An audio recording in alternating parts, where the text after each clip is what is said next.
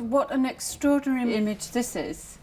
It reminds me of what you were saying earlier about the mosaics having layers and layers of meaning, and surely this one must have some deep symbolic significance. Yeah, well, it really is a fantastic mosaic altogether. This scene and this figure in particular are completely unique. This is a cock-headed man, and while we do have other hybrids in classical art like the Minotaur or the centaurs, we never see anything like this. So the question is, how do we go about identifying a scene where there's no parallels? A lot of people at this point resort to explaining it as some kind of religious ritual scene. They think that the image is so bizarre, so weird, that it can only be explained by saying it's something to do with the personal religious beliefs of the person that commissioned it. In this instance, this argument might get some support from the fact that this figure actually has parallels with other sorts of gods that were around at this time. There's one in particular, Abraxas, who does have the head of a cock and the body of a man, but he actually has snaky legs as well, which we don't have here.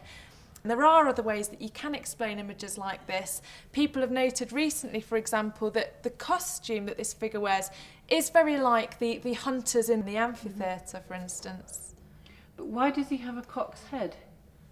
Yeah, that's fascinated archaeologists and antiquarians ever since this figure was first found. One possibility is that it's a caricature. Perhaps it's Caesar Gallus. Gallus, the Latin word means cock.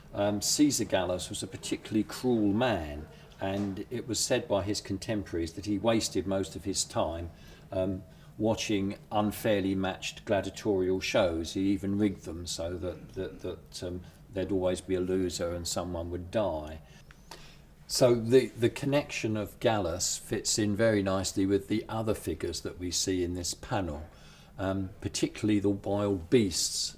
We also see these yellow bands here, which represent millet stalks, and this was something that the crowd would throw down into the amphitheatre during combat. I think some have suggested it was really to mop up the blood.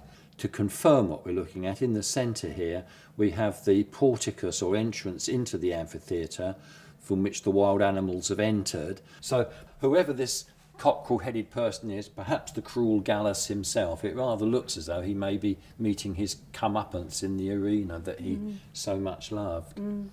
I noticed when you were describing the mosaic, you described it almost as a caricature, and it's interesting because I was thinking it's rather like a cartoon in the way that it's depicted.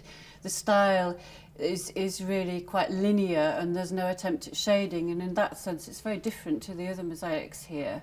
And it does strike me as a very humorous image, and it reminds me of Bottom, in fact, in the Midsummer Night's Dream. It has that kind of feel to it, and maybe someone was just having some fun with this. Yeah, I mean, maybe it's like the sort of scenes that today we'd see as a political cartoon in a newspaper. Very much the same thing.